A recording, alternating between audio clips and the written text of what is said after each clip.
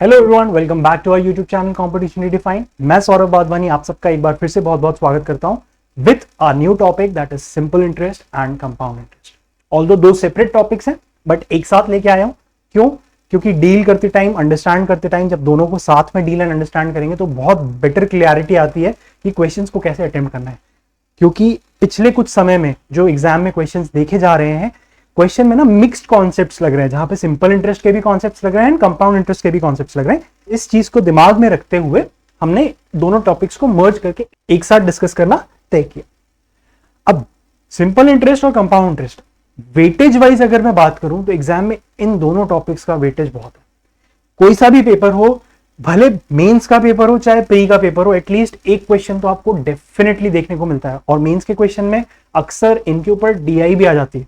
तो अगर ये टॉपिक आपका अच्छा है और फंस गया, मॉडरेट लेवल का पेपर में फंस जाता है, तो आप ये समझ लीजिए ये क्वेश्चन, ये टॉपिक आपको 5 से 6 नंबर तक फेच करके दे सकता है, जो कि बहुत बड़ी बात होती है। So to start off with this topic, सबसे पहली चीज जो मैं आप सबसे पूछना चाहूंगा या आप सबके साथ डिस्कस करना चाहूंगा इज इंटरेस्ट होता क्या है। सिंपल एंड कंपाउंड तो बाद में उसको कैलकुलेट करने के तरीके हैं, बट सबसे पहले ये जाना जाए कि इंटरेस्ट क्या होता है। सो बेसिकली इंटरेस्ट इज, मैंने अगर किसी को कुछ पैसा दिया for a certain period of time, अब उस पर्टिकुलर टाइम पीरियड के लिए मेरे पास जो वो पैसा था वो ब्लॉक हो गया क्योंकि मैं किसी और को दे चुका हूं। अब आई कैन नॉट यूज, भले मुझे मन हो कि मैं उस पैसे से अपना एक फोन ले लूं या एक लैपटॉप ले लूं, लेकिन क्योंकि वो मनी कहीं और ब्लॉक्ड है, मैं उस पैसे का जो यूज करना चाह रहा था, जो फैसिलिटीज लेना चाह रहा था, वो नहीं ले पा रहा हूं। ऑन द कॉन्ट्रेरी, जिसको भी मैंने पैसा दिया तो वो उस पैसे को, उसको जो भी यूज करना था, जो भी उसको सुविधा लेनी थी, वो उस पैसे को यूज कर पा रहे। बेसिकली इसमें हो क्या रहा है, मुझे मेरा ही पैसा यूज नहीं कर पा रहा हूं और मेरा पैसा कोई और यूज कर रहा है। सो इस एक्सचेंज में मेरा इंटरेस्ट, मेरा फायदा क्या है? मेरा कोई फायदा है नहीं। सो बेसिकली इसी वजह से एक इंटरेस्ट का कॉन्सेप्ट आता है कि भैया मैं तुम्हें पैसा तो दे दूंगा, कोई इशू नहीं है, वो तो मैं तुम्हें दे दूंगा, लेकिन after that certain period of time, जिस भी टाइम का हम दोनों ने मुकर्रर किया है, जिस भी टाइम का हम लोगों ने कॉन्ट्रैक्ट किया है, उस टाइम पीरियड के बाद मैं सिर्फ पैसा नहीं लूंगा, पैसे के ऊपर कुछ और भी पैसा चार्ज करूंगा, तब जाकर के उस शर्त पे मैं तुम्हें पैसा दूंगा। तो वो जो एक्स्ट्रा पैसा अपनी दी गई सुविधा पे मैं चार्ज कर रहा हूं, that is called interest. So interest is basically extra money given to a lender for lending a certain amount for a certain period of time। वो एक्स्ट्रा पैसा जो किसी भी लेनदार को देना पड़ता है, क्यों? किसी पैसे को उधार पे लिया गया था किसी निश्चित समय काल के लिए, वो पैसा ब्याज कहलाता है। ये तो हो गया इंटरेस्ट होता क्या। बट एक सवाल उठता है कि ब्याज क्यों? लेट सपोज मेरे किसी कजन को या मेरे किसी बहुत क्लोज डियर फ्रेंड को कुछ पैसे की जरूरत है, तो उसको मैं पैसा बिना किसी ब्याज के या बिना किसी इंटरेस्ट के दे नहीं सकता हूं? दे सकता हूं, बिल्कुल दे सकता हूं, लेकिन उस केस में भी मुझे नुकसान नहीं होना चाहिए, राइट? मैं किसी को पैसा दे तो सकता हूं, हेल्प करने के इरादे से किसी की मदद तो कर सकते हैं हम पैसा दे करके, लेकिन ऐसी सूरत में हमें नुकसान नहीं होना चाहिए। बट होता दरअसल क्या है, इकोनॉमिक्स में एक कॉन्सेप्ट आता है that is time value of money. वो कॉन्सेप्ट क्या है, सीधे से समझते हैं कि आज ये मार्कर मान लीजिए 10 रुपए का है, आज ये मार्कर 10 रुपए का है, आज से 1 साल के बाद क्या ये मार्कर की वैल्यू 10 ही रुपए रहेगी? आप लोगों को, और अगर सिंपलर एग्जांपल दूं, आपका रियल लाइफ एग्जांपल, आप लोगों को याद होगा, आप सबने ऑरेंज कैंडी करके एक टॉफी आती है, छोटी सी चूसने वाली गोली रहती है। पहले जब हम लोग छोटे हुआ करते थे तब वो टॉफी 1 रुपए की 8, फिर 1 रुपए की 4, फिर 1 रुपए की 2, ऐसे हमने देखा है कि पहले इतने की मिलती थी, 1 रुपए की 8 मिल जाती थी, फिर 4 मिलने लगी, फिर धीरे धीरे 2 मिलने लगी, और आज की डेट ये गई है कि वो 2 रुपए की 1 भी मिलती है कई जगहों पे। तो ये क्या हो रहा है? ये बेसिकली किसी भी कमोडिटी की प्राइस बढ़ रही है या पैसे की वैल्यू जो है वो गिर रही है। तो टाइम वैल्यू ऑफ मनी यही है कि इन्फ्लेशन यानी महंगाई हर साल बढ़ रही है, जिसकी वजह से जो पैसे की वैल्यू है वो क्या है, गिर रही है। तो आज अगर मेरे पास इतना क्षमता है, अगर मेरे पास इतना पोटेंशियल है कि मैं ये मार्कर खरीद सकूं, बट क्योंकि मैंने पैसा अपने दोस्त को दे दिया था, क्योंकि मैं पैसा अपने किसी रिलेटिव को दे चुका हूं, आज से 1 साल के बाद मेरे पास पैसा वापस आने वाला है, तो 1 साल के बाद भी कम से कम मेरे पास इतना पैसा रहे कि ये मैं मार्कर वापस खरीद पाऊं। इस वजह से भी मुझे उससे कुछ ना कुछ एक्स्ट्रा पैसा तो लेना पड़ेगा, यानी कुछ ना कुछ इंटरेस्ट तो चार्ज करना पड़ेगा। उस टाइम पे अगर गुडविल में मुझे किसी को पैसा देना भी है तो जो मैं ब्याज चार्ज कर रहा हूं वो ब्याज का जो दर हो वो इन्फ्लेशन के बराबर हम रख सकते हैं। जितनी दर पे महंगाई बढ़ रही है उसके बराबर हम ब्याज दर चार्ज कर सकते हैं, सो दैट मेरा कोई नुकसान ना हो, भले मैं फायदा ना कमाऊं पर मेरा कम से कम कोई नुकसान तो ना हो। सो बेसिकली इंटरेस्ट है जो एक्स्ट्रा पैसा हम अपना पैसा किसी को जब दे रहे हैं उसके ऊपर जब हम कोई एक्स्ट्रा पैसा चार्ज करते हैं, दैट इज कॉल्ड इंटरेस्ट। उसको चार्ज करना कंपलसरी, कई लोग बिजनेस बना चुके हैं, लेट सपोज जैसे बैंक्स की बात करें तो वो तो इंटरेस्ट से ही कमाते हैं, साहूकार थे और जमींदार थे, ये लोग इंटरेस्ट दे दे के इंटरेस्ट पर पैसा उठा उठा के पैसा कमाते थे। कई लोग एज बिजनेस यूज करते हैं, बट अगर आपको एज बिजनेस नहीं भी यूज करना तब भी, क्योंकि टाइम के साथ साथ पैसे की वैल्यू गिर रही है, तो भी आपको इंटरेस्ट चार्ज करना ही पड़ता है। तो बात करते हैं इंटरेस्ट कितने प्रकार के होते हैं। बेसिकली इंटरेस्ट दो प्रकार से कैलकुलेट किया जाता है, एक है सिंपल इंटरेस्ट और एक होता है कंपाउंड इंटरेस्ट। अब सबसे पहले बात करते हैं कि सिंपल इंटरेस्ट होता क्या है।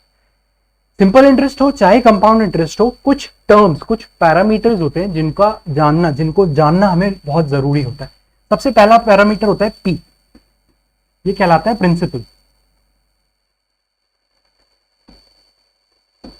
दूसरा पैरामीटर होता है रेट, आर, और तीसरा पैरामीटर होता है टाइम, टी। ये तीनों क्या है? प्रिंसिपल, इसको हम मूलधन भी कहते हैं हिंदी में।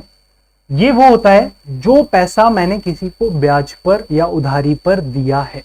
जो पैसा मैं किसी को उधारी में दे रहा हूं या जो पैसा मैं किसी से उधारी में ले रहा हूं वो fixed price is called R principal. उसके बाद आता है आर, रेट। रेट हमेशा परसेंट में होता है, इसमें होता है परसेंट में होता है, एंड जनरली जब तक बोला ना जाए परसेंट पर एनम में होता है। यानी कि अगर मैं किसी को 1000 रुपए दे रहा हूं उधारी पे, तो कल को ये नहीं कहूंगा 2 लाख रुपए वापस कर, ऐसे नहीं, कुछ भी हिसाब किताब नहीं होता कि भैया 1000 दिया और 2 लाख मांग लिया। कहीं से भी ऐसे मुंह उठा करके पैसे नहीं मांग सकता। मैंने जितना पैसा दिया है, जितना भी प्रिंसिपल अमाउंट मैंने दिया है, उसका कुछ एक फिक्स्ड परसेंट मैं हर साल तुमसे चार्ज करूंगा। That fixed percent is called rate, जो ब्याज की दर कहलाती है। ये हमेशा परसेंट पर एनम में होती है, अनलेस क्वेश्चन में बताई जाए। परसेंट पर एनम यानी लेट सपोज रेट बोला गया 10% का है, यानी इसका सीधा सीधा मतलब यह है कि जितना भी प्रिंसिपल मैंने किसी को दिया है या किसी से लिया है, उस प्रिंसिपल का एक साल में 10% मुझे ब्याज चाहिए, यानी एक्स्ट्रा पैसा उसका 10% में लूंगा एक साल के अंदर। लास्ट पैरामीटर आता है टाइम, यानी कितने समय के लिए ब्याज दिया गया। अब सिंपल इंटरेस्ट को कैलकुलेट करने का जो एक फॉर्मूला रहता है, सिंपल सा फॉर्मूला है, simple interest is equals to principal into rate into time divided by 100। ये सीधा सा सरल सा फॉर्मूला है सिंपल इंटरेस्ट को कैलकुलेट करने का। अब एक और छोटा सा पैरामीटर है, that parameter is a, amount.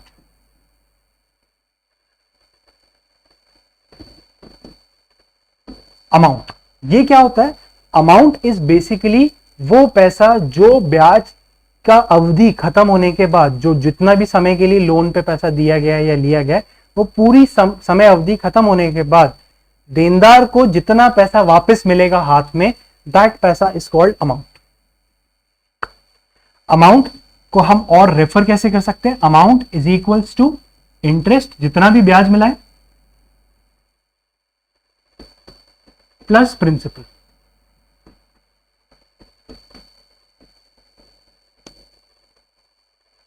Amount is equals to interest plus principal.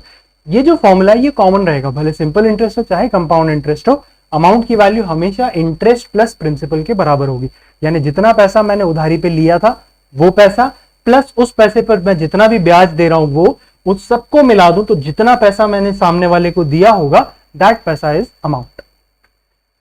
तो सिंपल इंटरेस्ट का फॉर्मूला क्या है? Simple interest is equals to principal into rate into time divided by 100। And अगर अमाउंट निकालना हुआ तो अमाउंट के केस में फॉर्मूला क्या हो जाएगा? अमाउंट इज इक्वल्स टू जो भी सिंपल इंटरेस्ट मिला है SI plus principal, that will be my amount. अब when it comes to compound interest, तो सिंपल इंटरेस्ट और कंपाउंड इंटरेस्ट में बेसिकली टेक्निकल डिफरेंस क्या है? टेक्निकल डिफरेंस ये है कि सिंपल इंटरेस्ट में जब भी हम बात करते हैं सरल ब्याज की, तो हम सीधा फ्लैट बात करते हैं कि भैया 10% का ब्याज दूंगा। यानी कि अगर मैंने किसी को 10,000 रुपए दिए ब्याज पर 3 साल के लिए और मैंने कहा 10% का सिंपल इंटरेस्ट लूंगा, इसका सीधा सीधा मतलब जो भी इंटरेस्ट मैं चार्ज करूंगा वो फ्लैट तुम्हारे प्रिंसिपल पे चार्ज करूंगा।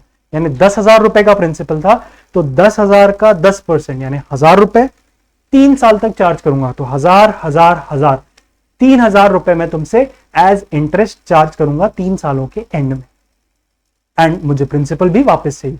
तो 3 साल के एंड में तुम मुझे लौटा कितना दोगे? 10,000 प्लस 3,000 यानी कि 13,000 तुम मुझे लौटा दोगे। That is my amount.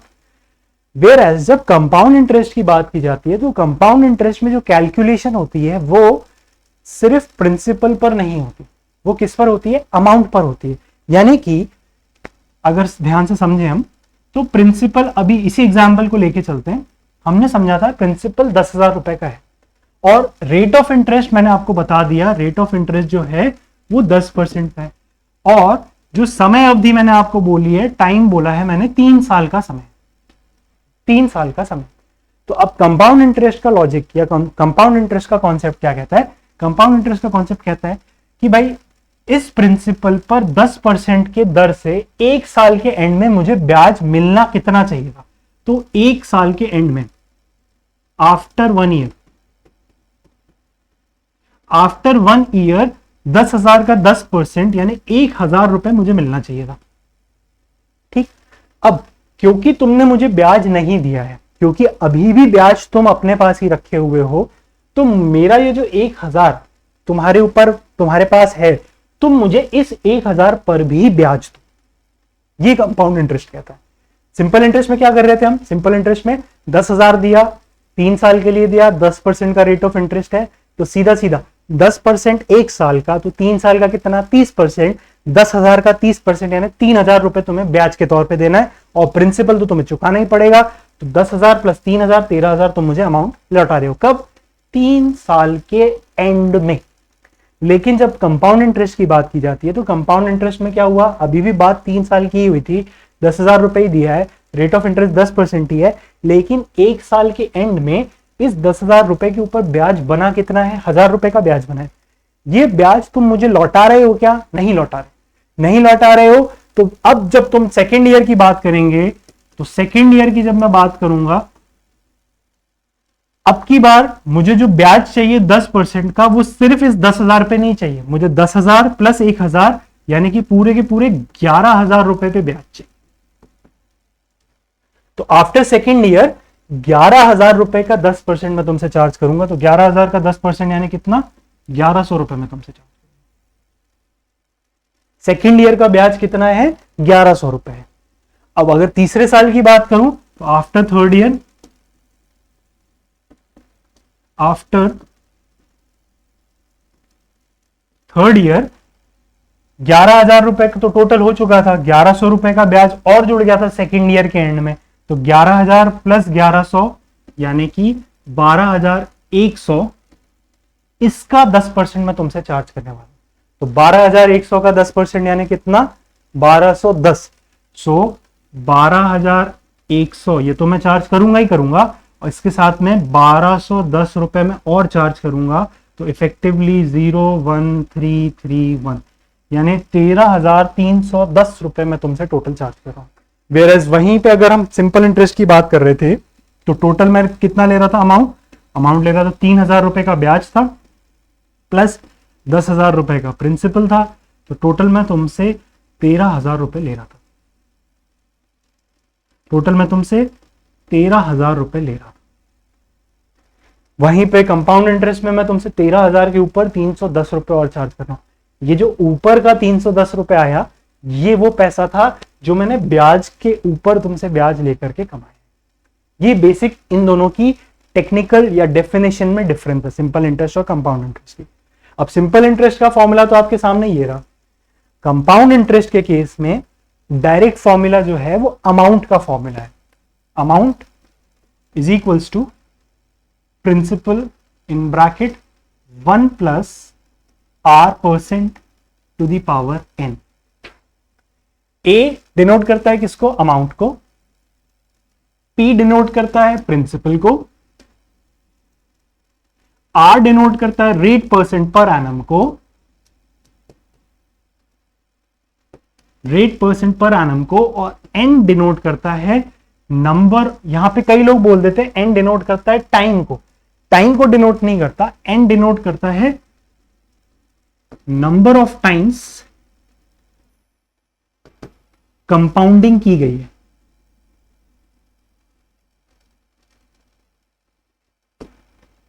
Number of times compounding की गई हो। अब ये नंबर ऑफ टाइम्स कंपाउंडिंग की गई हो, इसके बारे में हम बात थोड़ी देर में करेंगे। पहले कुछ क्वेश्चंस डील करते हैं सो दैट हमने जो अभी तक सीखा है उसको थोड़ा सा बेटर अंडरस्टैंड कर पाए। अमाउंट का एक और मैंने सीधा सीधा फॉर्मूला सीखा था, amount is equals to interest plus principal, ये सीखा हुआ था। सो अगर कंपाउंड इंटरेस्ट के केस में मुझे इंटरेस्ट निकालना है, कंपाउंड इंटरेस्ट की वैल्यू निकालनी है, तो मैं कंपाउंड इंटरेस्ट की वैल्यू अमाउंट में से प्रिंसिपल को माइनस करके निकाल सकता हूं, यानी अमाउंट माइनस प्रिंसिपल करके निकाल सकता हूं। सो ये वाला जो फॉर्मूला है अमाउंट का, इसमें से अगर मैं माइनस कर देता हूं एक प्रिंसिपल को, तो जो वैल्यू आएगी वो चक्रवृद्धि ब्याज में मुझे ब्याज कितना मिला, सिर्फ ब्याज, जो कि इधर पे आ रहा था कितना, 3310। सिर्फ इसको कैलकुलेट करने के लिए मैं इसमें से 10,000 यानी प्रिंसिपल माइनस कर लूंगा तो मेरा ब्याज निकल करके आ जाएगा। ठीक, लिखना चाहे तो प्लीज लिख सकते हैं आप कि कंपाउंड इंटरेस्ट का जो फॉर्मूला होता है, it is equal to amount, it is equal to principal in bracket 1 plus R% to the power n minus p, minus p। ये इसका फॉर्मूला होता है कंपाउंड इंटरेस्ट। अब डील करते हैं कुछ क्वेश्चंस एंड फिर हम बात करेंगे कि कंपाउंडिंग क्या होती है, नंबर ऑफ टाइम्स कंपाउंडिंग कैसे निकाली जाती है, इन सारी चीजों के ऊपर डिटेल में डिस्कशन करेंगे। सो पहला एक एग्जाम्पल है, सिंपल सा एग्जाम्पल है, what is simple interest for ₹800 on 5% per annum for 3 years। फॉर्मूले से सीधा सीधा देखिए, सिंपल इंटरेस्ट पूछा है आपसे, सिंपल इंटरेस्ट कितना, 800 रुपए प्रिंसिपल है, रेट ऑफ इंटरेस्ट कितना देके रखा है 5%, टाइम कितना है 3 साल डिवाइडेड बाय 100। यही फॉर्मूला सीखा है हमने, simple interest is equals to SI is equals to principal into rate into time divided by 100। ये फॉर्मूला हम सीख के आए हैं, वही चीज हम यहाँ पे अप्लाई कर रहे हैं, 800 into 5 into 3 upon 100, double zeros आपस में कैंसिल, 8 इंटू 5 40, 40 इंटू 3 120, 120 रुपए का मुझे सरल ब्याज में। सिंपल इंटरेस्ट कितना देगा 120। अब सिंपल इंटरेस्ट को कैलकुलेट करने के लिए, क्योंकि हम ऑलरेडी परसेंटेज का टॉपिक सीख के आए हैं, क्योंकि अभी तक हमने इतने सारे टॉपिक्स पे काम किया हुआ है एंड नाउ दैट हम स्कूल में नहीं है, बच्चे नहीं है जो हमें बार बार फॉर्मूला लगाना पड़े, तो सिंपल इंटरेस्ट को कैलकुलेट करने के लिए आप लोग डायरेक्ट लॉजिक भी लगा सकते हो, आपको बार बार फॉर्मूले में जाने की जरूरत है नहीं। लॉजिक क्या है, 5% का ब्याज मिलने वाला है, कितने परसेंट का ब्याज, 5% का ब्याज, 5% पर एनम। मैंने बताया था रेट के साथ में डेफिनेशन ही ये होती है, हमेशा परसेंट पर एनम में दिया होगा, नहीं होगा तो बताया जाएगा कि किस तरीके से दिया है। नहीं दिया है that means percent per annum, यानी हर साल 5% चार्ज करेंगे। कितने साल तक चार्ज करेंगे, 3 साल तक। तो 5% एक साल का, 3 साल का कितना, 5 दिया 15%।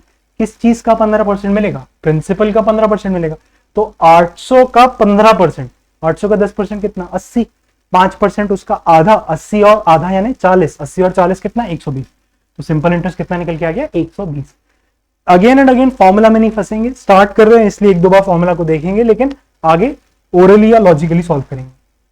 अगला क्वेश्चन है, how many years will it take for amount of ₹600 to yield 120 as interest at 10% per annum of SI। यानी 600 रुपए की धनराशि को अगर मैं 10% प्रति वर्ष की वार्षिक दर से कितने वर्षों के लिए रखूं तो 120 रुपए मुझे ब्याज के तौर पर मिलेंगे। तो 120 रुपए ब्याज के तौर पर मिलेंगे। अगर मैं देखूं तो मुझे सिंपल इंटरेस्ट का केस बता चुके हैं, क्वेश्चन में बोला हुआ है सरल ब्याज है SI, और हिंदी में 600 रुपए की धनराशि पर 10% वार्षिक दर से कितने वर्षों में सरल ब्याज 120 रुपए हो जाएगा। यहाँ पे सरल ब्याज लिखा नहीं है, सरल ब्याज की बात चल रही है।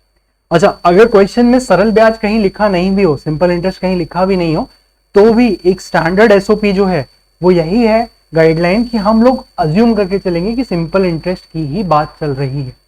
अगर बोला गया है कंपाउंड इंटरेस्ट तब तो कंपाउंडिंग करेंगे, तब तो कंपाउंड इंटरेस्ट के तरीके से सॉल्व करेंगे, अदरवाइज हमेशा सिंपल इंटरेस्ट ही कंसिडर करके चलना। सो बेसिकली अगर क्वेश्चन में बात करें, फॉर्मूला देखते हैं सबसे पहले, simple interest is equals to principal into rate into time upon 100, ये फॉर्मूला है। अब क्वेश्चन में हमें सिंपल इंटरेस्ट देके रखा हुआ है, कितना है 120 का है, प्रिंसिपल भी देके रखा हुआ है, कितना है 600 रुपए का प्रिंसिपल है, रेट ऑफ इंटरेस्ट भी देके रखा है, कितना है 10% का है, 10% का है। बस हमसे पूछ लिया है कि टाइम कितना लगेगा ताकि मुझे 120 रुपए का ब्याज मिल सके। तो टाइम हम कैलकुलेट कर लेते हैं, ये डबल जीरोस कैंसिल, 6 से कैंसिल आउट किया, 1 to 20 को कितनी बार में 20 टाइम्स में, 1 0 ये और 1 0 ये आपस में कैंसिल हो जाएगा, तो टाइम की वैल्यू कितनी आ जाएगी 2 क्या ईयर्स, 2 साल का समय लगेगा, 2 साल का समय लगेगा। अब सवाल आता है 2 साल क्यों, क्योंकि 10% जो मिल रहा था वो 1 साल के अंत में मिल रहा था, तो दो जो भी आया है टाइम ही आया है, इतना तो पता है कि टाइम आया है, टाइम जो 2 आया है क्योंकि वो साल के अंत में 10% मिल रहा था, इस वजह से ये जो टाइम आया है ये ईयर्स में ही आएगा। क्लियर। अब इस क्वेश्चन को अगर लॉजिकली सॉल्व करना होता तो लॉजिकली कैसे सॉल्व करते, भाई रेट ऑफ इंटरेस्ट पता है 10% पर एनम का, यानी 1 साल के एंड में 10% मिलेगा। किसका 10% मिलेगा, इस प्रिंसिपल का। 600 का 10% कितना होता है 60। अब 60 रुपए मिल रहा है मुझे 1 साल के एंड में, तो कितने सालों के बाद में मुझे 120 रुपए मिल जाएगा, तो पहले साल के एंड में 60 मिलेगा, अगले साल के एंड में फिर 60 मिलेगा, 2 साल के एंड में ही 120 हो जाएगा, यानी आंसर सीधा सीधा क्या आ गया 2 साल। Simple. Moving on, a sum of rupees 15,000 at simple interest gave rupees 4,500 as interest in 5 years. What is rate of interest? Question है 15,000 रुपए की धनराशि 5 वर्ष में साधारण ब्याज पर 4,500 रुपए साधारण ब्याज देती है, तो ब्याज की दर कितनी? ठीक है। अब अगर पहले फॉर्मूला की बात करें तो सबसे पहले फॉर्मूला में आते हैं, simple interest is equals to P into rate % per annum into time divided by 100, यही फॉर्मूला है। अब सिंपल इंटरेस्ट मुझे देके रखा हुआ है, कितना है 4,500, प्रिंसिपल कितना है 15,000 का है, रेट ऑफ इंटरेस्ट यही क्वेश्चन में पूछी गई, ये मुझे पता नहीं है, और टाइम कितना है 5 साल अपॉन 100। ये दो जीरोस आपस में कैंसिल, 1 0 से ये 1 0 कैंसिल, 15 के टेबल में एक बार और 15 के टेबल में 30 टाइम्स में आ जाता है 450। 5 से कैंसिल आउट किया, 30 को कितनी टाइम्स में 6 टाइम्स में, तो रेट की वैल्यू जो आ रही है निकल के कितनी आ रही है 6%।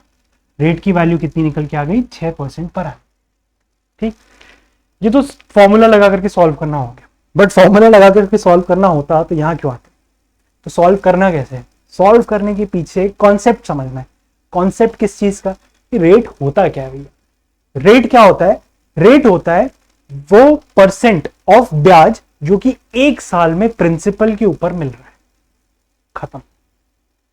यानी अगर मान लो मैंने 1 लाख रुपए किसी को दिया, उसने मुझे 10,000 रुपए का ब्याज दिया है 1 साल के एंड में, 10,000 रुपए का ब्याज दिया है 1 साल के एंड में, तो 1 साल के एंड में जो भी मुझे ब्याज मिला यानी कि 10,000, दिए गए मूलधन यानी 1 लाख का कितना परसेंट है, 10,000 1 लाख का कितना परसेंट है 10%, that is my rate of interest.